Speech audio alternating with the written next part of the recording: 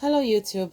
I wanted to make this video really quick, and I'm not the one to make videos, so I first wanted to say that just so that way it's well understood that I'm not making this video for attention or for views, because if you look at my YouTube, I'm not even an uploader. I mean, eventually I want to upload some videos, maybe readings every now and again, but I don't want people subscribed because they think they're going to get it every week, because it's not going to happen. But I just felt compelled to make this video because I wanted to know, those that are experiencing what I'm experiencing, to know that it is completely normal. As you know, that we are an energy, and as an energy, we are completely capable of corresponding with other energies. That's how we exist and coexist here. And within our energies, we are allowed to elevate to different frequencies depending on how conscious you are. And so when we're alive in this reality, depending on your consciousness, you may share the same frequency with millions of other people, or hundreds of thousands of other people, depending on which frequency you're on.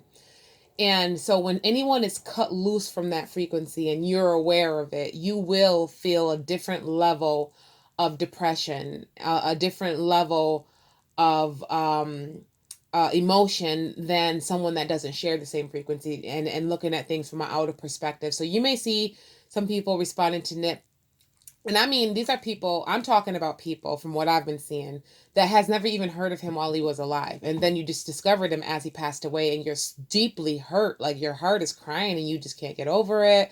And it's like you knew him, but you didn't. And it's almost like a sense of obsession in a sense, but it's not. It is completely normal. You're feeling like, okay, is it normal for me to mourn like this? From my personal experiences, I can't stop thinking about him.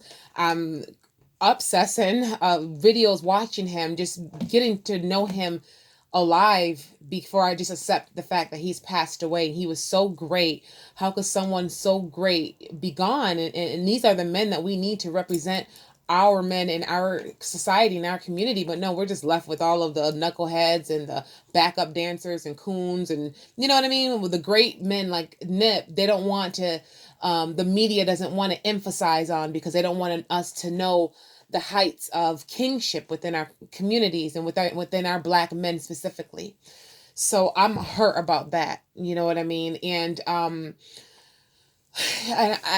been dreaming about him. I went to sleep thinking about him last night, woke up thinking about him. I dreamt about him last night. I even dreamt about him probably a day or two after he passed away, and like I was there when it happened.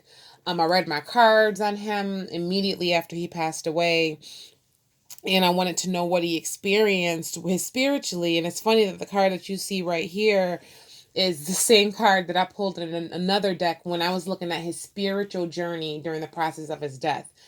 Before, when he was in this reality alive, as he was passing, and where he is now. And the three cards that I got as he before it occurred, as he knew that it was coming, was the Tower card in reverse. And the Tower is a sudden drastic loss.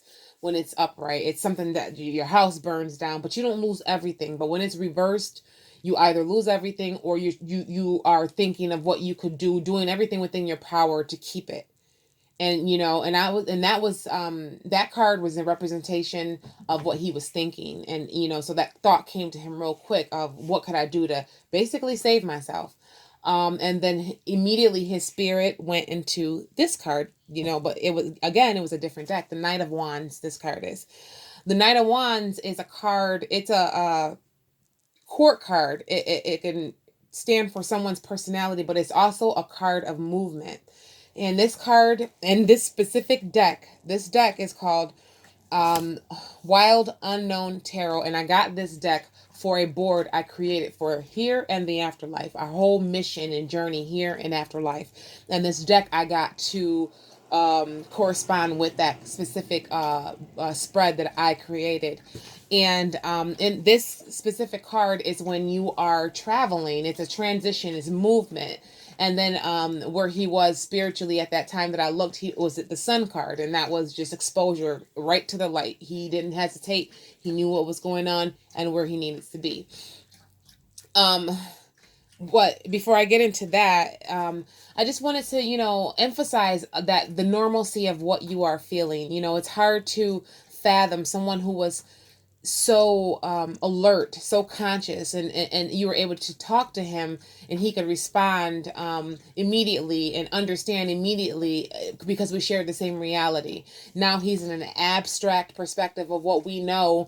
And I was watching this channel on YouTube. It was like a spiritual message box, when they were able to channel into his spirit, and the his responses were in delay, and they were not direct with what the guy was asking him. And it's hard to fathom how we go from one reality right to the next. And first he was able to respond. You ask him something, and he's just coming right back at you. And for those that did know him, he was very conscious, he was very smart and articulate. And now he's in a different reality, and it's like, do he know that he's in that reality? How is he accepting the fact that he's in that reality? How we cannot communicate the same way that they could have communicated, or we could have communicated, excuse me, with him before he transitioned into that reality. And so this card right here that you see is a representation of his spirit and where it is. And it's funny that I said that I pulled this card that day after I was watching another woman that was giving a reading on him. She pulled this exact card for where he was. She said he was traveling back and forth. He wasn't like leaving. He was just back and forth between realms. And then I pulled this card today exactly of where he is. And the Knight of Wands, you see this, the Knight of Wands, it's an 8, and here it's not the number 8, but it's this, I can't even think of the symbol right here, but it's ongoing.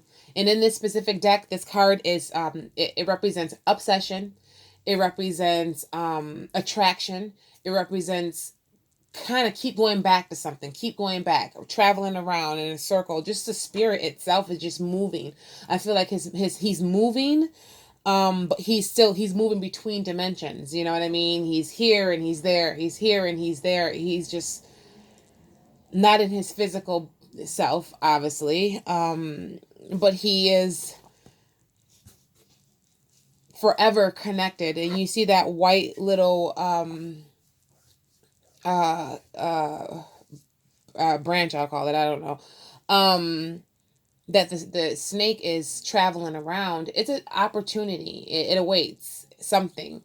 You know what I mean? It's an opportunity. It's swarming around this opportunity, this light, this something's going to change soon, and it's just waiting. And and he was just here, and he was not thinking on this realm.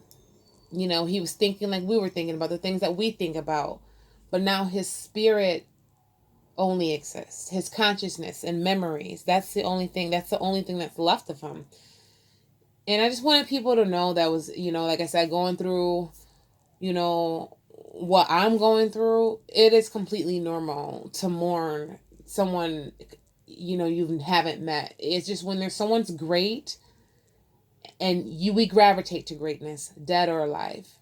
You know what I mean? And Nip, he shouldn't have passed the way he did. He shouldn't have been treated the way he was, even during his passing, while he was passing from the shooter. That will burn. I don't know that about the heaven and hell and stuff, but that spirit of his is not going to do well.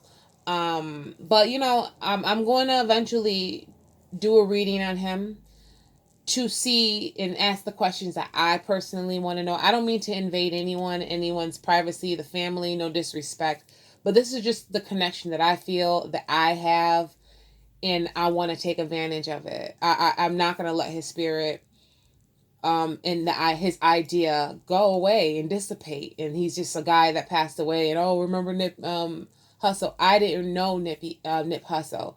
I didn't. I just discovered there was a Nipsey Hussle when on the news, and then I was like, well, who is this guy? When I saw Lauren London standing next to him, and I'm like, you went from one place to the next, and I was like, he was great. And I'm a conscious Black woman, so yeah, any of those type of men and women, I'm all for it. And I'm just upset again at the media and the industry who wants to focus on clowns that we have, on those Kanye Wests and all those other clowns that ain't doing nothing but selling their ass for a penny, and try to avoid us seeing the real kings in our community, the ones that's doing great things. I'm not even talking about Jay-Z. I'm not even trying to throw names out there. I'm not talking about people who pick and choose who they want to help.